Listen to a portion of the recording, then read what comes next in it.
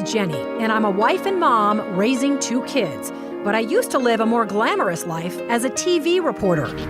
I was on the nightly news interviewing pop stars and politicians. So when I said goodbye to TV and hello to motherhood, I suddenly discovered what we moms are up against. We live in a world that tells us to be rich and famous, thin and successful. You know, almost nobody says, Oh, hey, you're a mom? That's fabulous. But you are fabulous, and I'm here to tell you why. It's the Channelmom Show, celebrating you with Jenny Dean Schmidt. Today, we're going to chat with Tricia about her fabulous book, which I really love. I'm going to hold it up for the camera here. Generation Next Parenting, a savvy parent's guide to getting it right. Welcome, Tricia. Thanks for being here. Oh, it's a pleasure. And congratulations on the adoption of your new little girl. I know you have almost grown children, but now you just adopted a 16-month-old, right? Right. Well, we've had her since she was born, but she's 16 months old now. Okay. So we are redoing this parenting thing. Yes, Our you oldest is 22 and married, and here we go again with diapers. Well, good for you. I'm sure that little girl is blessed to have you, take her into your home. That's awesome. Alrighty, so let's set the tone of this wonderful book, Generation Next Parenting. You wrote it for parents who grew up in the 70s and 80s, and you quote a lot of songs from the era. So let's just start with a little song. Let's listen to this. Okay.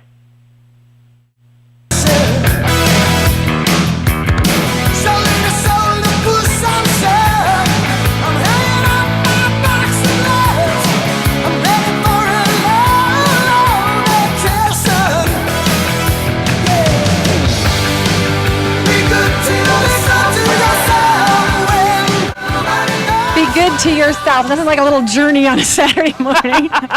Used to love them.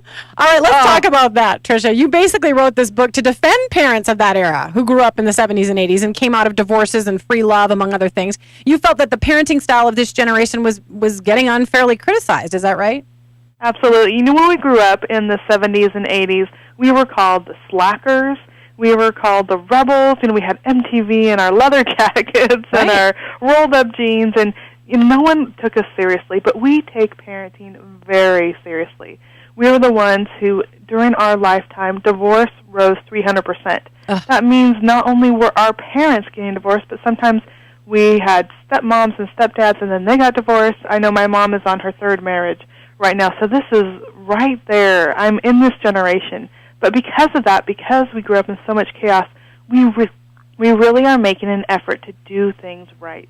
We want to be great parents. We are committed to our kids. We are committed to their hearts and their education and what they're going to be in the future. And we don't want our kids to go through the same things that we went through growing up. Sure. I just I don't think you heard it, but I just had a commentary to start off the show, sort of urging parents in a very harsh way that we all need to be more intentional, because I do think that yes, while you say there's a big group who really does care and really wants the best for their children and really is involved, they're involved in their children's lives and try to get them good educations and try to get them to go to church and all kinds of other good things for their lives. There's also a big group that's just thrown up their hands and said it's too hard to say no, it's too hard to argue, it's too hard to explain to them what matters, it's too hard to work at this. Absolutely. So there is a duplicity. There's a polarity there. There are two kinds of things going on. Correct? I mean, there's some who really care, and there's some who've just given up, and maybe it's based on their own past that has made them give up. Right. And I think there's some of us. I've chose to be a stay-at-home mom. I homeschooled my kids, and I plan to homeschool my daughter. We attend church every week. But that came from because I didn't want my kids to turn out like I was as a teenager. Mm-hmm. But I think sometimes we get so busy with life because we want to do everything right. Not only do we want to parent, but we want to be the best employees we can be. We want to, travel the world. We want to do all these things. I think sometimes we don't focus on our kids enough because our lives are so busy. Things are so crazy. We don't have time to sit down and have that conversation at bedtime because we have to finish the project for work the next day. Right. So I think there's a balance there. In our heart, I think we really, really want to do things, but we don't have enough time, and sometimes we don't know what to say. So we think, okay, maybe it's just better not to say anything or to let our kids have it just this once, not realizing that leads them down a path. Right. That, where they get more and more and more later. Right. That's right. In fact, I ended my commentary. I'm trying to get it for you because I talk about how do the thing, because you said in our hearts we really want what's best for them. And I said, give and take in order to offer your precious child the life you really want them to have, not just the one that you accidentally let them stumble into. And you're right, busyness gets in the way of that. It does. And that confrontation, we don't want to confront our kids when they're saying, but all my friends do it, all my friends have this, all my friends wear this, all my friends got a car for their birthday. Well, sorry, you're going to have to earn the money for your own car, Right. I mean, we don't want to confront them, and sometimes it's easier just to let them have it. But really, that doesn't lead to anything good in the future. No, most of the research suggests that it doesn't, and I think parents are afraid that they're gonna alienate their children when they do that. But in fact, it says that if you just discipline your child, it does pan out in the end. There may be the initial anger and rebellion, but it does pan out. All right, let's talk about the stages of parenthood that you cover in your book, and let's go back, Mr. Dan, to some of that cool 70s and 80s music. Let's listen to this, Tricia. Okay.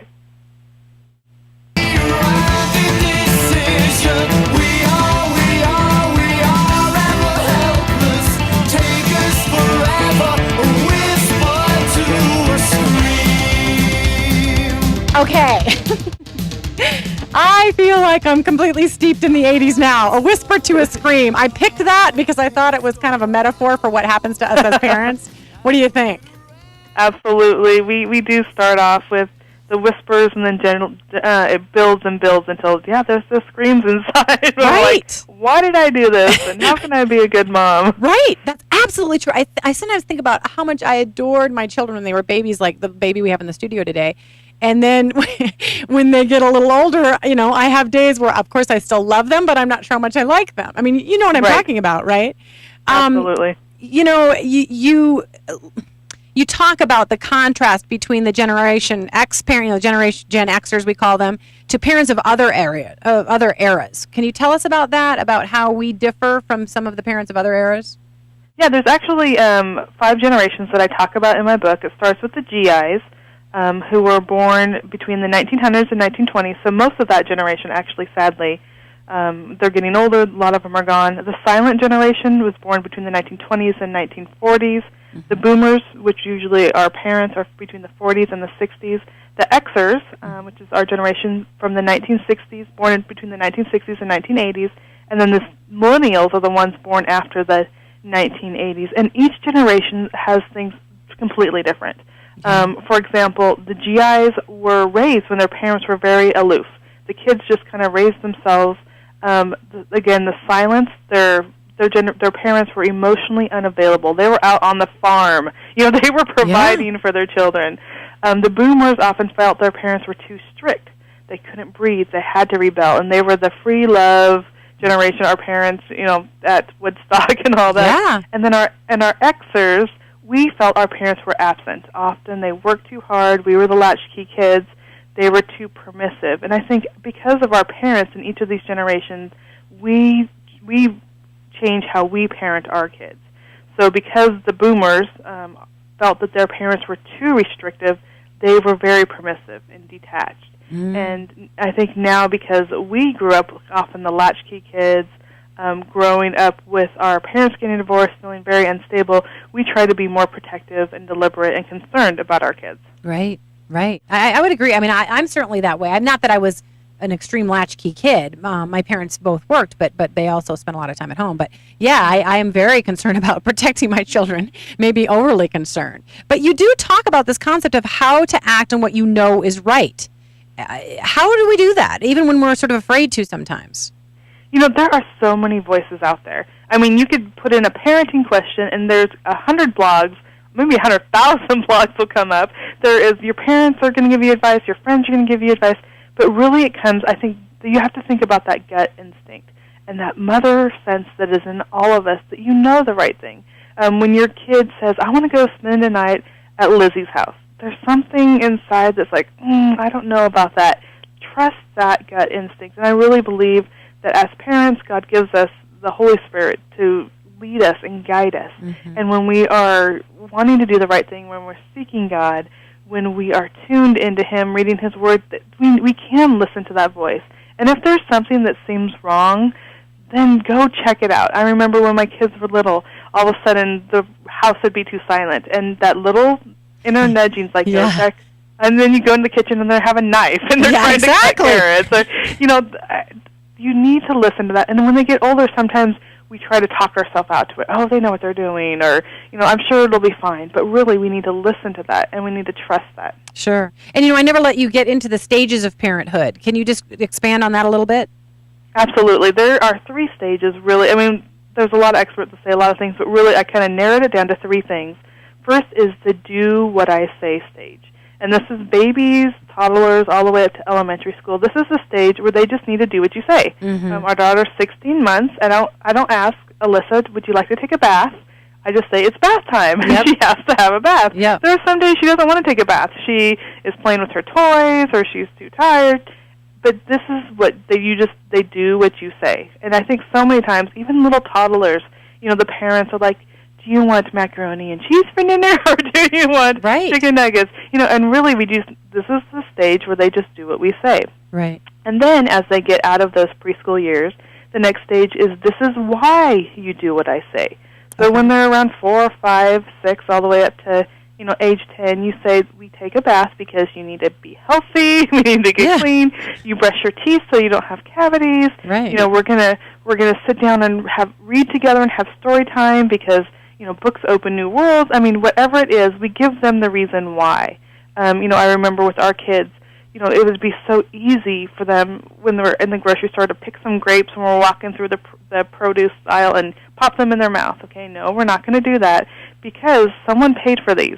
And if you eat them without paying for them, then you're robbing from someone else. And we need to give them those moral reasons why. Absolutely do. And what's the third stage? And the third stage is the follow me as I do stage. And, of course, our kids are going to be watching and following us all the way through.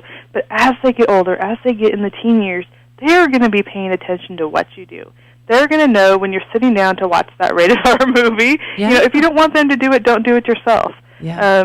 Don't have I've had my daughter's friends have had their parents having live-ins or boyfriends staying over. If we don't want our kids doing these things, then we need to be role models for that. And they're watching us and they're paying attention to us. We may think that our teenagers aren't even concerned about us, but they really do watch, and the parents are the number one influence in their lives. That's absolutely true. I stated that in my opening commentary, too. I have to warn you, Tricia, we only have about a minute left. I want to get to our last song for just a second, and then have you leave us with a final word. Don't know what to do. Nothing you confess could make me love you less. I'll stand by you. I'll stand by you. Okay, the Pretenders, I'll stand by you. And you have about 30 seconds to wrap this up, but what do you say to moms about their parenting and that concept of standing by that child? We are in this season in our lives for a reason. God put us in this time of history for a reason. We can be there for our kids, but also know that God is there for us. Mm-hmm. He is there to lead us and guide us and help us in all our ways, and we can turn to Him for help. We're not alone.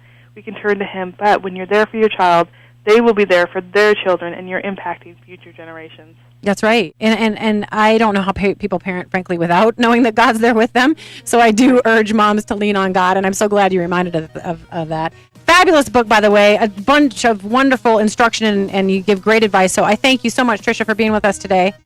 Thank you so much for having me. All right, bye-bye. You are listening to the Channel Mom Show, where we are celebrating you on Mile High Sports Radio, AM 1510, FM 93.7. I'm your host, Jenny Dean Schmidt. You can also watch us on channelmom.com or come chat with us about today's show topics, facebook.com/channelmom. I'm going to urge you to call and ask our next guest a question at 303-297-1510 because this show is about to heat up. Our next guest wrote a book that threatens to challenge everything you think you know about parenting. She even suggests that you should stop praising your kids. Wow. The author of Nurture Shock, Ashley Merriman, up next.